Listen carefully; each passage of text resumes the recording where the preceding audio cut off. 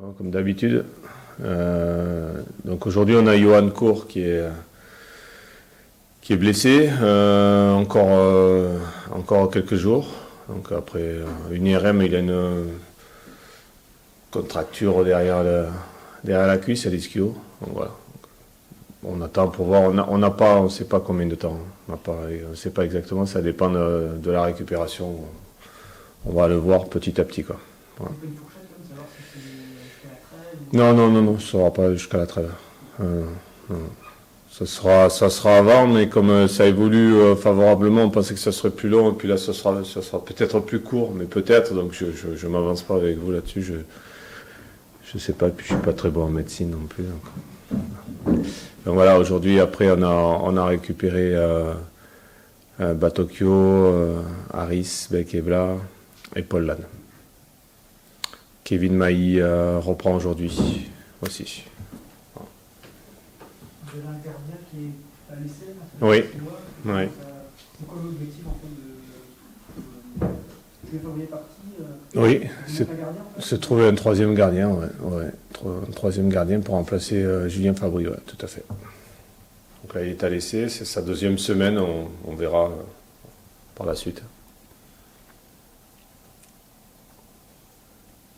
Là, on entame une période avec beaucoup de matchs. Ça Oui. quelque chose en préparation de ce match-là, Marseille, ou c'est après que tu vas peut-être faire des changements Je sais pas. Là, les matchs arrivent, on prend comme ils viennent. Hein. C'est une réponse bateau, mais voilà, c'est difficile de se projeter sur les matchs suivant ce qui va se passer, les blessures, les suspensions, les états de forme. Non. Alors, là, on est sur le match de Marseille. Après, on sait que ça va s'enchaîner, qu'il va y avoir des matchs. C'est bien d'avoir tout l'effectif, ça c'est sûr. Un maximum de joueurs, parce qu'on aura besoin de tout le monde jusqu'à fin décembre. Ça c'est important. Maintenant, après, je ne peux pas te dire ce qui va se passer la semaine prochaine. De quoi va-t-il falloir faire preuve pour prétendre battre Marseille à Marseille ? Il va falloir être bien organisé, ça c'est sûr, solide, parce que je pense que maintenant Marseille a une bonne assise, elle a pris confiance aussi, hein, ils sont bien placés au classement, on sent que c'est une équipe qui est solide, qui est capable d'aller vite aussi, donc ça va être délicat dans les transitions aussi, parce que les garçons qui sont puissants, je pense qu'ils ont un bon milieu de terrain maintenant qui est bien équilibré, avec des garçons qui peuvent faire la différence à tout moment, comme Payet, Benedetto, tout ça c'est des garçons quand même de qualité.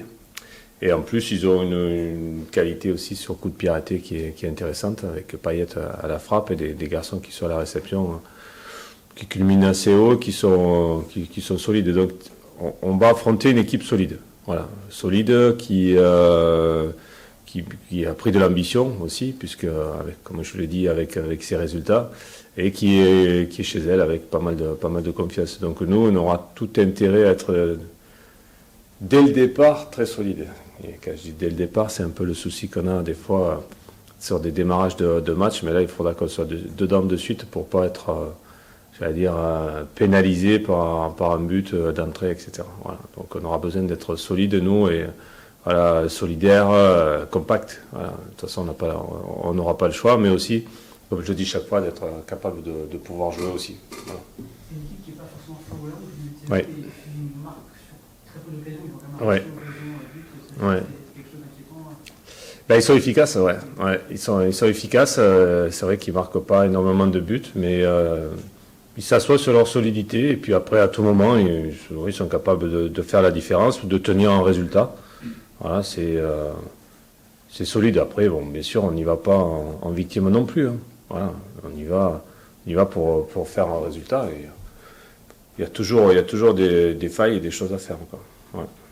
Tu disais que selon les matchs, c'était un peu ce qui réalisait en ce moment. Ouais. Est-ce que le fait de se déplacer au Vélodrome pour parler des joueurs qui ont des grosses têtes comme ça va jouer dans les têtes? Est-ce que des joueurs comme, je sais pas, Dominique Ball ou Paul Lannes qui ont des expériences peuvent t'aider à ce que Normalement, oui, c'est ce que les joueurs d'expérience doivent nous amener. Après, j'aimerais bien aussi que les jeunes joueurs qui découvrent un peu des grands stades, avec une grosse ambiance comme au Vélodrome, soient aussi présents d'entrée. Je veux dire, c'est avant le match qu'on puisse être un peu impressionné par l'environnement.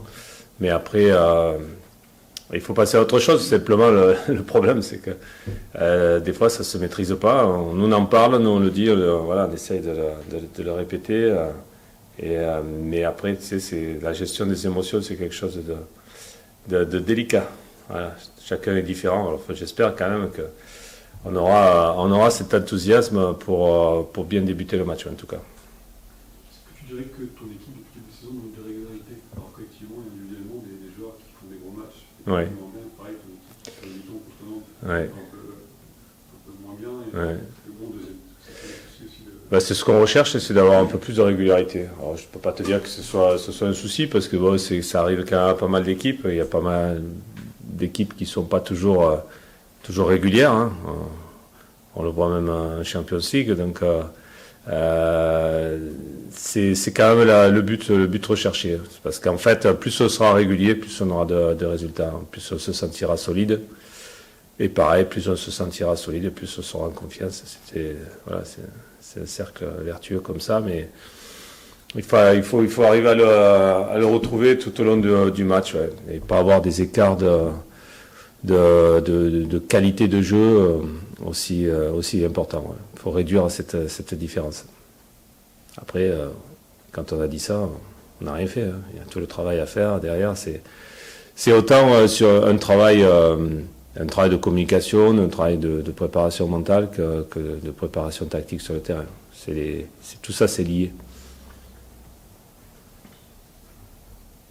sur la situation en championnat, vous êtes à 7 points de Marseille deuxième et à 7 points du dernier Nîmes.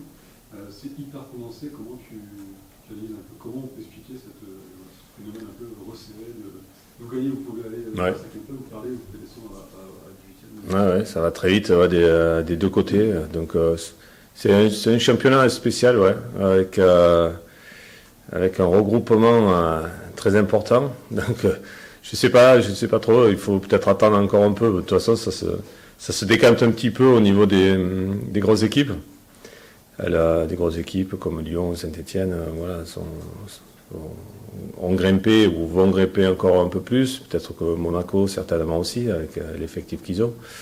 Donc ça va se décanter, mais ça tarde, c'est vrai que c'est exceptionnel. Alors, est-ce que le niveau des équipes, voilà, les équipes qu'on a soi-disant, qu'on trouve soi-disant petites, sont en train de s'étoffer, d'être meilleures. Voilà, il y a peut-être ça aussi, hein, parce que ce qu'on s'aperçoit en tout cas, c'est que tout le monde peut accrocher tout le monde.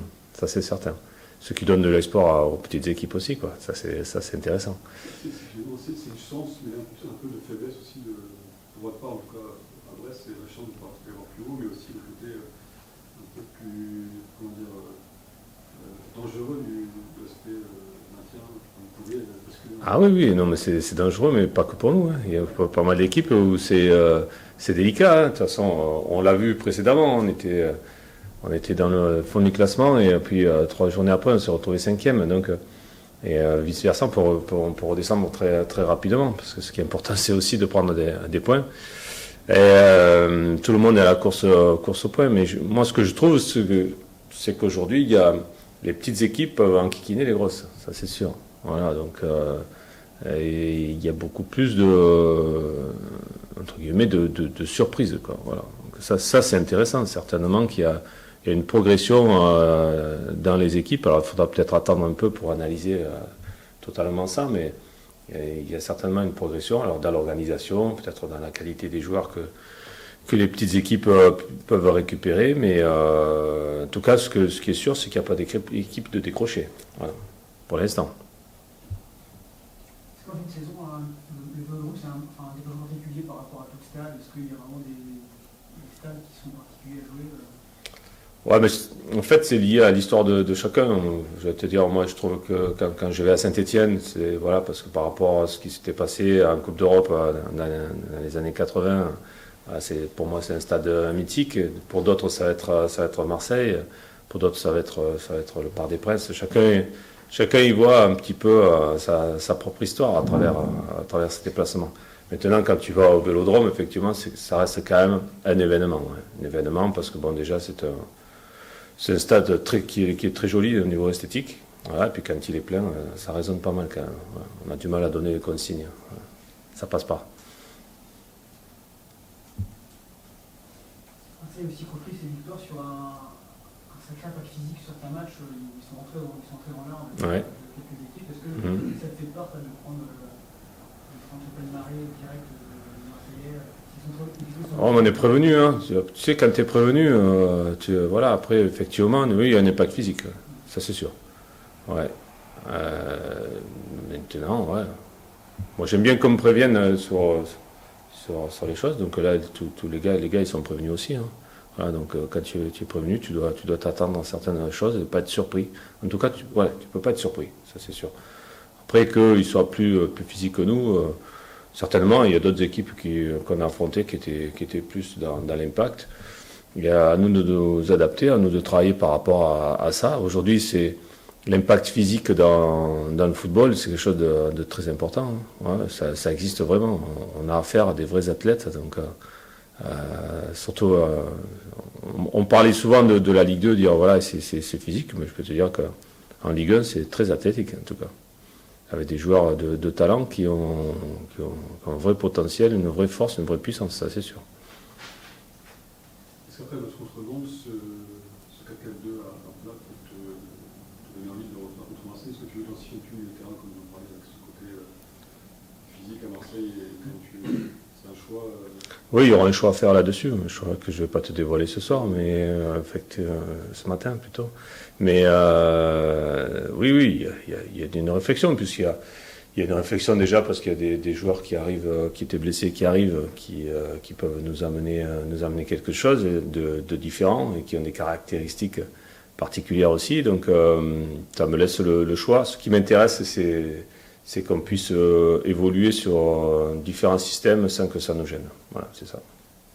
C'est quoi le meilleur poste pour Irving Cardona? Sur un côté, devant, dans l'axe? Lui, il a été formé dans l'axe. Bon, ça vous le savez. Après, aujourd'hui, c'est un garçon qui peut évoluer dans l'axe sur un côté, à droite comme à gauche. Mais il l'a prouvé sur le dernier match. Voilà. Donc, ses qualités de percussion, de vitesse, voilà, donc lui permettent de jouer à plusieurs postes. Maintenant, lui, il a été formé dans l'axe, bon, c'est peut-être son poste préféré, mais aujourd'hui, je lui demande de jouer sur tout le front de l'attaque.